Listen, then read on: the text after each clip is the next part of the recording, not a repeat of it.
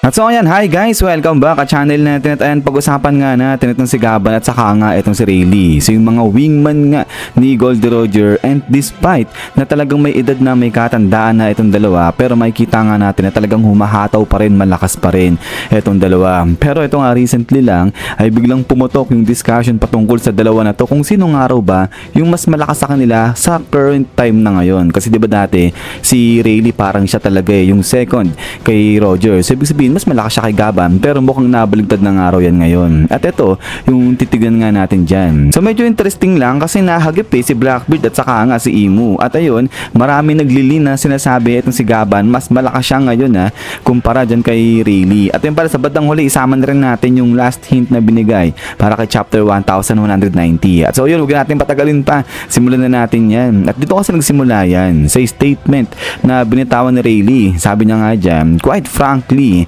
it was only the particulars of the situation that made it possible to save her. At my age, I couldn't have possibly won in a head-to-head fight against Blackbeard. So ito yung time na kung saan sumugod yung grupo nila Blackbeard dun sa may Amazon Lily. Pero yun, unfortunately, dumating itong si Rayleigh at nailigtas niya nga ayong si Bowa sa kamay ni Blackbeard. So dito ngayon ay malinaw na sinabi kasi ni Rayleigh na pagdating sa one-on-one, kung makikipaglaban siya kay Blackbeard, hindi siya mananalo. So kaya nga dahil dyan nag-arise yung mga usap-usapan na ang hina naman ni Blackbeard pero hindi magagawang manalo ni Rayleigh laban sa kanya. At ito ngayon medyo may pagkabias ng konti yung comparison na ginawa rito. Kasi nga itong si Rayleigh nung sa time nung niligtas niya sila Luffy dyan sa may Sabaody, sa kamay naman ng world government dito kala Kizaru, ay oo, nagawa niyang mailigtas sila Luffy, pero kasi sa kabilang banda yung ginawa ni Gaban ngayon na kinalaban niya, hinarap niya itong si Emu, which is yung hari ng mundo. So iba yung sinasabi nga na yung kinalaban dito ni Rayleigh sa may Sabaody, sila Kizaru, mga bata lang yan ito ni Emu Sama ng hari ng mundo. Pero ito nga si Gaban, yung mismong big boss, ayan yung hinarap niya. So kaya nga sinasabi, kung ikukumpara itong si Rayleigh sa si Gaban, parang mas malupit-lupit, mas malakas itong si Gaban kasi nga yung kinakaharap niya ngayon, ayan yung pinakamalakas. At ayun pa nga ay kung pagbabasihan nga raw yung mga statement ni Rayleigh rito, na aminado naman daw itong si Rayleigh na hindi na nga siya malakas kasi nga may edad na nga siya at di siya mananalo dyan kay Blackbeard. Pero kasi kung babalikan natin, ito nga yung pinaka-eksena na kung saan dumating itong si Rayleigh parang iligtas. Ayang si Bowa, ayun, talagang hawak-hawak ni Blackbeard itong si Bowa. Pero nung dumating nga itong si Rayleigh dyan, kita naman sa reaction nito nila Kobe saka nga ito ni Blackbeard na talagang nagulat sila Ito nga yung mukha ni Blackbeard dito hindi ma-describe kung ano, hindi mo alam kung galit, kung takot o nag-aalala ba siya o talagang nagulat siya sa pagdating ni Rayleigh. Halo-halo na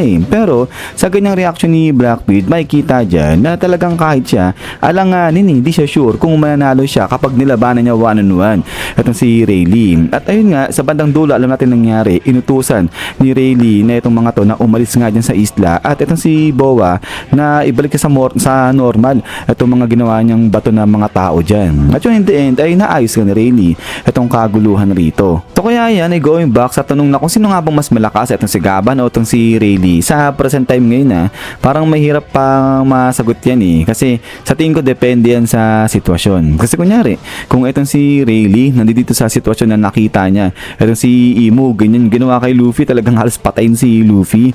Sa tingin ko lalaban itong si Rayleigh dyan. Kumbaga din niya hahayaan na ganyan lang yung mangyari kay Luffy. At yun kasi nataon na itong si Gaban, siya yun nandiyan sa Elbaf. At saka isa pa, ayun nga, hindi naman din sinasabi dito ni Gaban na mananalo siya dyan kay Emu. So yun kasi wala pa tayo sa part na yan magsasagupaan pa lang itong si Gaban at saka nga si Emu. Pero yun, di naman natin dito sure kung itong si Gaban mananalo rin siya laban dyan kay Emu. So kaya yun yung dito sa side nga ni Rayleigh, bagamat sinabi niya na hindi nga siya mananalo laban kay Blackbeard ng one-on-one, pero at the end talagang hinarap niya pa rin yung si Blackbeard para nga iligtas ayang si Bowa. So parang ganyan lang din yung isa nangyari nga rito sa sitwasyon ni Gaban at saka nga yung dito kay Luffy. Dahil nga sa mamamatay na itong si Luffy, kaya di mo na talaga iisipin kung mananalo ka o hindi Talagang tutulong ka, i-rescue mo na lang dyan yung si Luffy. Pero yun yung iba, binaligtad yung sitwasyon. Ang tanong nga rito, paano kung etong si Gaban yung lumaban naman one-on-one dito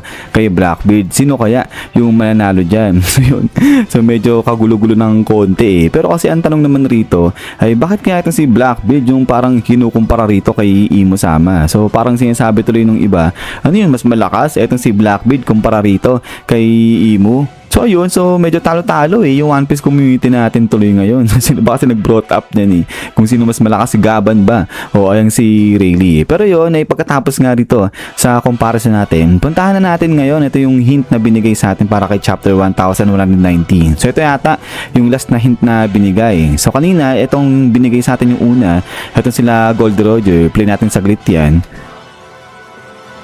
At so ayan, so pinapakita lang rito yung mga crew ni Gold Roger at lastly, etong si Whitebeard. So ito pala yung ibig sabihin ng hint na nga na yan. So dito sinabi nga ni Blackbeard dyan kay, Blackbeard tuloy ni Whitebeard, dyan kay Blackbeard, "You're not him, the man Roger is waiting for." So ayun, kaya pinakita, etong sila Shanks, sila Rayleigh, sila Gaban, sila Crocus, at eto nga si Oden saka etong si Whitebeard. Kasi alam nila kung sino yung hinihintay ni Gold Roger na dumating. At yun, definitely, syempre, si Luffy yan. So hindi nga etong si Blackbeard. But anyways, pagkatapos nga nito is yan guys. So hanggang dito lang etong video nga natin para kay Gaban, kay Rayleigh, kung sino mas malakas sa kanila, at yung sa last hint natin para kay chapter 1119. Pero yung komento kayo patungkol nga rito sa kung sino nga bang mas malakas sa present time natin ngayon, kung si Gaban ba o etong si Rayleigh. Siguro pakishare na lang, comment dyan sa baba guys. At sila naman, so lagi mag-ingat. God bless niyo lahat at kita-kits tayo ulit.